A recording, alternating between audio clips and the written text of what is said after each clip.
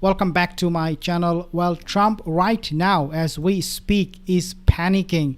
He cut short his interview, and I will explain everything in details because there are a lot of things to really pay attention to this time. But why would he do that? Why would he run away from that interview? Well, let's actually talk first about US forces, how they are now attacking Iranian military infrastructure. Quote, US forces struck Iranian surveillance radar sites in Ghuruk and Qashm Island following an incident in the Strait of Hormuz. This escalation is coming from Iran and also from US, but what is noteworthy is that when Iran retaliate, they retaliate it disproportionately. But why? Well, it is because this is what Robert Pape, Chicago University professor, said. This is the escalation trap. Iran invites US to go on a full-scale war by attacking disproportionately. And this time they attacked Kuwait and Bahrain US bases in the region. Now let's discuss more about this particular strike.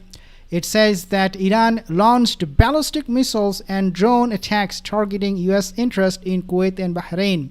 Iran has threatened to close the Strait of Hormuz completely, potentially driving oil prices to $200 per barrel. Donald Trump, he gave an interview, as I said in the beginning of this video, and when he found out things are not panning out for him very well, he cut short the interview.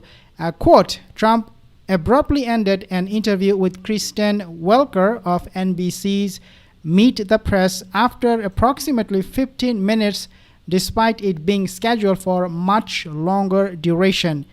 During the interview, Trump made conflicting claims about the state of Iran military, asserting it had been totally destroyed, as he loves to say it, while at the same time suggesting they retain 21 to 22% of their missile capacity.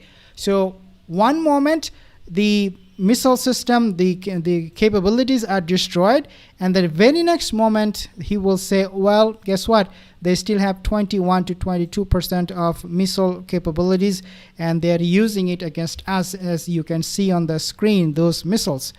Following the interview, Trump departed for Bedminster right away. Now there are a few questions that analysts are asking, and the answers will likely surprise you. According to the commentators who are commenting on the current situation, when they were asked why did Iran threaten oil prices, they said Iran issued a formal notice that it would close the Strait of Hormuz and threatened to raise oil prices to $200 per barrel in retaliation for United States military strikes against Iranian interest in these two islands, number one, Ghuruk and Qashm. Iran explicitly stated the US would be held responsible for these consequences to the global oil market due to its military actions. Now, what caused the interview to end of Donald Trump? According to the reporter who was doing this interview, Donald Trump and many other people, the interview between Donald Trump and Kristen Welker was cut short after approximately 15 minutes due to two main factors. Number one, environmental challenges. Well, that time it was raining heavily, so they decided to cut it short because the rooftop was banging and they couldn't do it no more. And the number two reason is the interview concluded following a back and forth exchange regarding election integrity, during which the president expressed disagreement with the questions being asked. He didn't like the questioning about this election integrity. Now let's talk about how disproportionately Iran is retaliating, because that is really important for us to understand. Iran rains down aerospace missile on US bases in Bahrain, Kuwait to avenge Hormuz action. Okay, so they're raining down. They're not like, okay, so you attack us, I will attack you. They are actually using sophisticated, very advanced missiles to target these bases of United States military in Kuwait and Bahrain.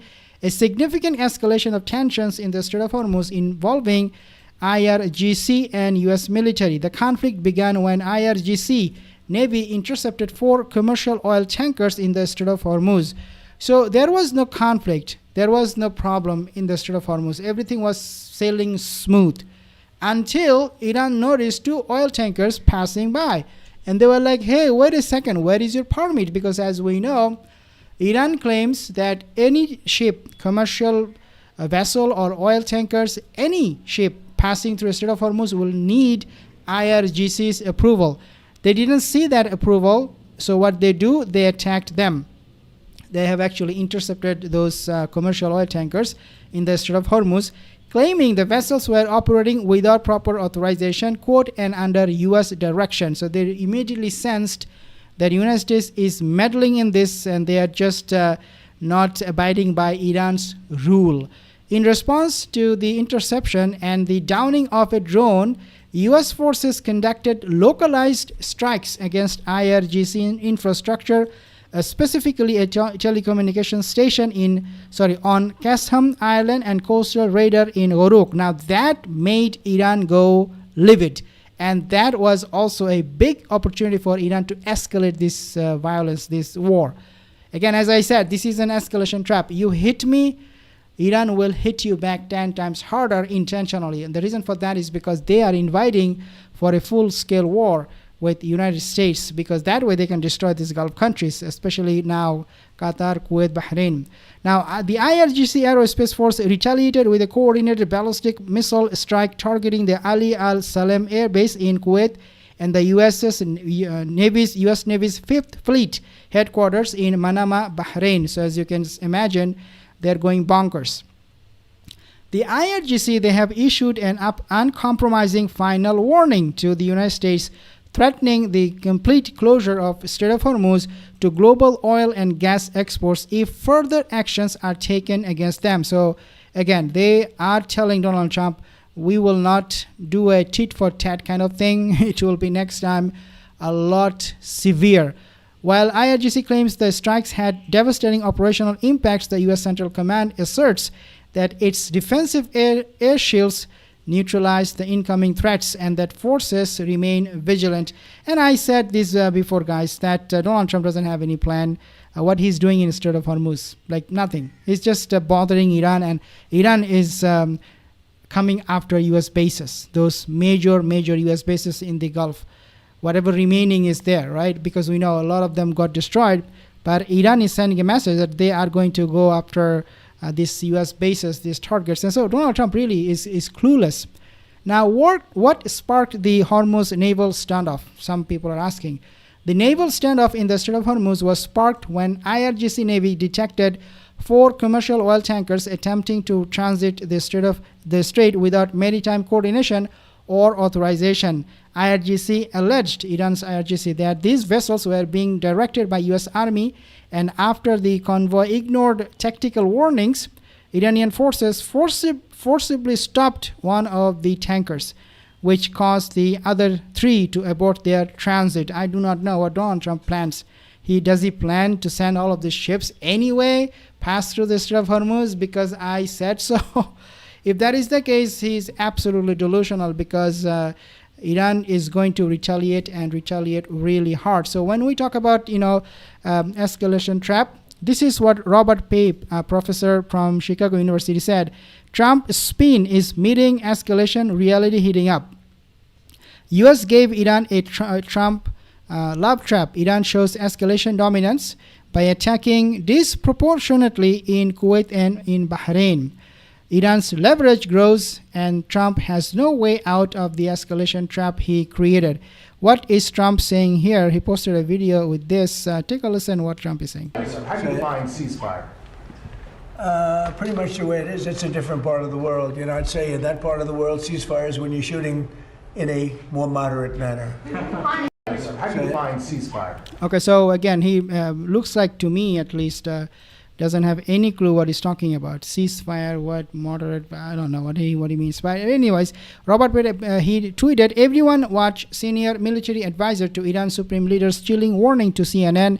He makes it clear Iran wants $24 billion upfront in return, those frozen assets, Iranian assets, keeps Hormuz and charges fees. Iran is Trump's Vietnam, the choice capitulation or escalation, one of the two. So both choices, they are very bad for Donald Trump. This is what Mohsin Rezai is saying from Iranian IRGC. In our worldly, the $24 billion demand one top Iranian official says is essential to securing a peace deal with the United States. In an exclusive interview, CNN's Fred Pleitgen just spoke with Mohsen Rezai, the senior military advisor to Iran's supreme leader, about the state of negotiations with the U.S. We should note, CNN only operates in Iran with the permission of the government, as with all media in Iran, but CNN maintains full editorial control of what we report to you. Fred Pleitgen joins us now from Tehran. And Fred, what did Rezai tell you about Iran's conditions for a peace deal?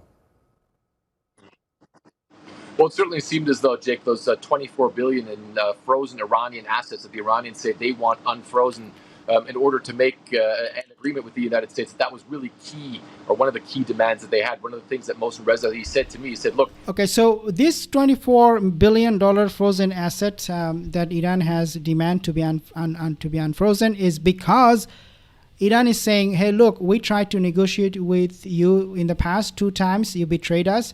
Therefore, this time we want to see something from you. So unfreeze these assets, then maybe we will talk. That will be a good, gesture in good faith that yes, it's time for us to now negotiate. I will give you more updates, guys. Subscribe for more videos in the next one.